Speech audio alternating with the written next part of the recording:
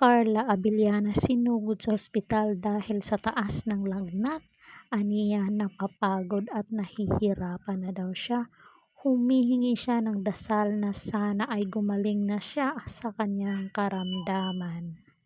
Ano kaya ang dahilan ng kanyang mataas na lagnat? Siguro sa pagod at sa walang tulog dahil sa trabaho. Nakaratay ngayon sa ospital si Carla Abellana at humihingi siya ng dasal sa kanyang followers para sa agaran niyang pagaling. Sa Instagram, nag-post ang kapuso actress ng ilang larawan habang nasa Diliman Doctors Hospital siya.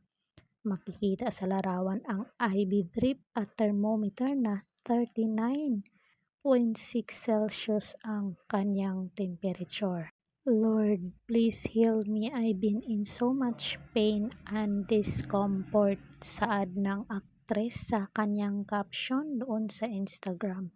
Bukod sa kanilang mga followers, ilang taga-showbiz din ang nagpaabot ng pag-alala at hangarin na gumaling na siya. Gaya ni Nadine Samonte, Sofia Pablo at Bea Alonso na co-star niya sa GMA Murder Mystery Series na Widower. Yakap, pagaling ka, komento ni Bea Alonso.